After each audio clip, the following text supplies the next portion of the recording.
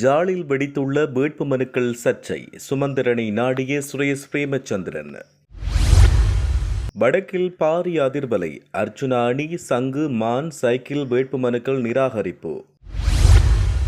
Archuna MP மீது விதிக்கப்பட்டுள்ள தடை சபையில் கொந்தளித்த ஸ்ரீதரன்.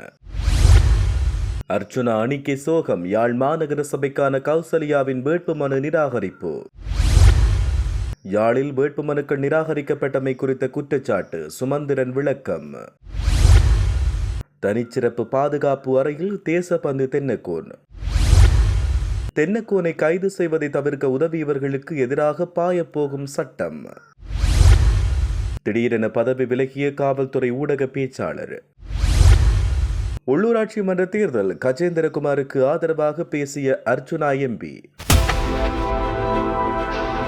உலகின் 14 நாடுகளில் இருந்து இறக்குமதி செய்யப்படும் மரக்கறி வகைகள், பழங்கள், தானிய வகைகள் மற்றும் 300க்கும் அதிகமான நந்திமார் தயாரிப்புகள் என அனைத்து பொருட்களையும் மொத்தமாகவும் சில்லறையாகவும் உங்களிடம் பெற்றுக் கொள்ளலாம்.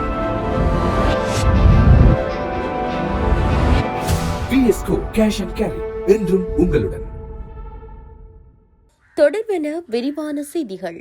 ஜாலில் வேட்புமனுக்கள் வழக்கத்துக்கு மாறாக நிராகரிக்கப்பட்டுள்ளதாக பல தரப்பட்ட தமிழ் கட்சிகள் கேள்வி எழுப்பியுள்ளதோடு தாம் நீதிமன்றத்தை நாடவுள்ளதாகவும் தெரிவித்துள்ளனர். தாக்கல் செய்யப்பட்ட வேட்புமனுக்களை பரிசீலனை செய்யும் நடவடிக்கை நேற்று யாழ்ப்பாணத்தில் நடைபெற்றது. இதையடுத்து யாழில் வேட்புமனுக்கள் நிராகரிப்பு தொடர்பில் உத்தியோகபூர்வ அறிக்கையும் வெளியாகியிருந்த அறிக்கையின் அடிப்படையில் யாழ் மாநகர சபைக்கான தமிழ் மக்கள் கூட்டணி, ஈரோஸ் ஜனநாயக முன்னணி மற்றும் ஜனநாயக தமிழ் தேசிய கூட்டணி ஆகிய கட்சிகளின் வேட்புமனுக்கள் நிராகரிக்கப்பட்டன. இதுகுறித்து ஊடகங்களுக்கு கருத்து வெளியிட்ட முன்னாள் நாடாளுமன்ற உறுப்பினர் சுரேஷ் பிரேமச்சந்திரன், யாழ் மாநகர சபை உட்பட பல இடங்களில் ஜனநாயக தமிழ் தேசிய கூட்டணியின் வேட்புமனுக்கள் நிராகரிக்கப்பட்டதாகவும் தான் நீதிமன்றத்தை நாடவுள்ளதாகவும் தெரிவித்தார். அத்துடன் இது தொடர்பில் அவர் இலங்கை தமிழரசு கட்சியின் பொதுச் செயலாளர் எம்.ஏ. சுமந்திரனிடம் கலந்துரையாடியதாக தெரிவிக்கப்பட்டது. உள்ளூராட்சி சபைகள் தேர்தல் எதிர்வருகின்ற மே மாதம் 6ஆம் தேதி செவ்வாய்க்கிழமை நடைபெறும் என தேர்தல்கள் ஆணைக்குழுவின் தலைவர் R.M.L. ரத்நாயக்க நேற்று தெரிவித்தார். எதிர்வரும் உள்ளூராட்சி சபை தேர்தலில் யாழ்ப்பாண மாவட்டத்தில் 136 கட்சிகள் மற்றும் 23 சுயேட்சை குழுக்கள் தாக்கல் செய்துள்ள வேட்புமனுக்களில் 22 கட்சிகள் மற்றும் 13 சுயேட்சை குழுக்களின் வேட்புமனுக்கள் நிராகரிக்கப்பட்டுள்ளன. யாழ்ப்பாண மாவட்டத்தில் ஏற்றுக்கொள்ளப்பட்ட மற்றும் நிராகரிக்கப்பட்ட வேட்புமனுக்கள் தொடர்பான முழுமையான விவரத்தை யாழ் மாவட்ட தேர்தல் தெரிவத்தாட்சி அலுவலர் மருதலிங்கம் பிரதீபன் அறிவித்துள்ளார். அந்த வகையில் யாழ்ப்பாண மாவட்டத்தில் 9 சபைகளில் ஜனநாயக தமிழ் தேசிய கூட்டணியின் வேட்புமனுக்களும், 3 சபைகளில் தமிழ் மக்கள் கூட்டணியின் வேட்புமனுக்களும், 2 சபைகளில் தமிழ் தேசிய மக்கள் முன்னணியின் வேட்புமனுக்களும், பல சபைகளில் அர்ச்சுனா அணியின் சுயேட்சை குழு வேட்புமனுக்களும் நிராகரிக்கப்பட்டுள்ளன. இதனால் மேற்படி தரப்புகள் அதிர்ச்சி அடைந்துள்ளனர். யாழ் மாவட்டத்தில் அர்ச்சுனா அணி தாக்கல் செய்த வேட்புமனுக்களில் பருத்தித்துறை நகர சபைக்கான வேட்புமனு மாத்திரமே ஏற்றுக்கொள்ளப்பட்டுள்ளது.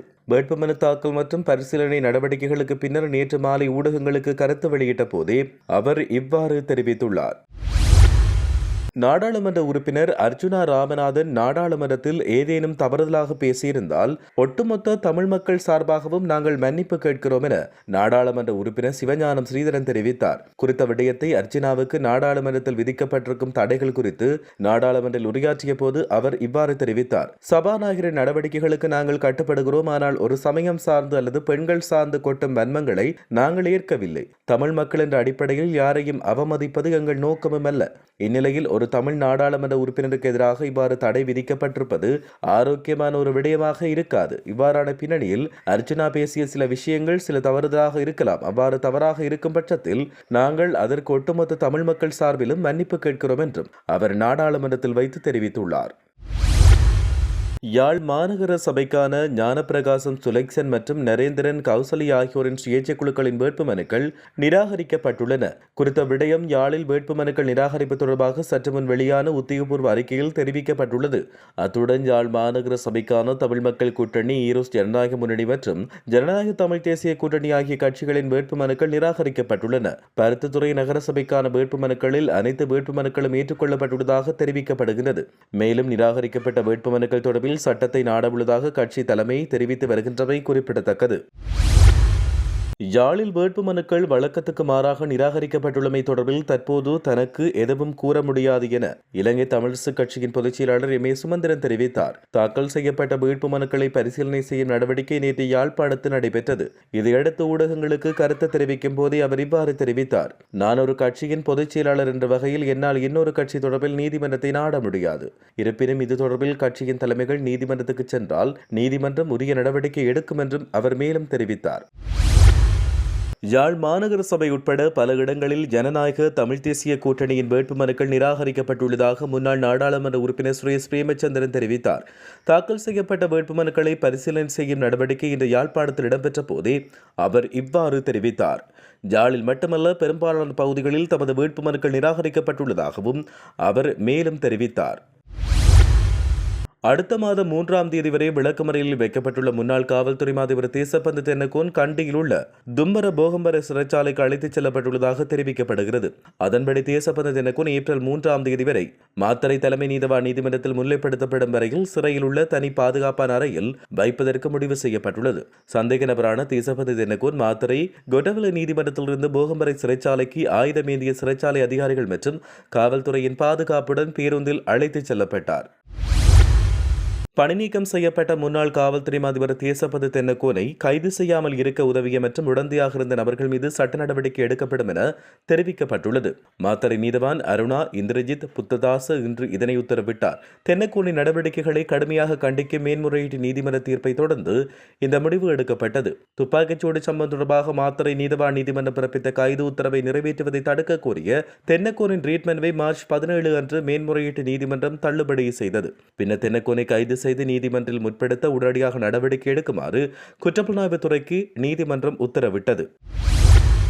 காவல்துறை ஊடக பேச்சாளரும் சிரேஷ்ட காவல்துறை அத்தியட்சகருமான சட்டத்தரணி புத்திக மனதுங்க தன்னுடைய பதவி விலகியுள்ளார். அவர் சம்பந்தப்பட்ட கடிதத்தை பதில் காவல்துறை அதிபர் பிரியந்த வீரசூரியவுக்கு அனுப்பியுள்ளதாக தெரிவிக்கப்படுகின்றது. உள்ளூராட்சி மன்ற தேர்தலில் தமது சுயேட்சை குழு நிராகரிக்கப்பட்டால் கஜேந்திரகுமார் பொன்னம்பலம் தலைமையிலான தமிழ் தேசிய மக்கள் முன்னணியினருக்கு வாக்களிக்குமாறு நாடாளுமன்ற உறுப்பினர் வைத்திய ராமநாதன் அர்ச்சுனா தெரிவித்தார். யாழ் மாவட்டத்தில் உள்ள உள்ளூராட்சி மன்றங்களில் தேர்தலில் போட்டியிடுவதற்காக வேட்புமனுக்களை கையளித்த பின்னர் ஊடகங்களுக்கு கருத்து வெளியிட்ட போதே அவர் இதனை தெரிவித்தார். யாழ்ப்பாணத்தில் உள்ள 17 உள்ளூராட்சி சபைகளில் 11 சபைகளுக்கே வேட்புமனுக்கள் கையளித்துள்ளோம். யாழ் மாநகர சபை வேட்புமனு சிலவேளை நிராகரிக்கப்படலாம். அவ்வாறு நிராகரிக்கப்பட்டால் கஜேந்திரகுமார் பொன்னம்பலத்தின் கட்சிக்கு எமது ஆதரவை வழங்குங்கள், அவர்களுக்கு வாக்களிக்குமாறு கோருவோம். தற்போதுள்ள தமிழ் தலைமைகளில் கஜேந்திரகுமார் பொன்னம்பலமே விலை போகாதவராக இருக்கிறார். எனவே அவருக்கு எமது ஆதரவை வழங்குவோம் என்றும் அவர் இந்த வேளை குறிப்பிட்டுள்ளார்.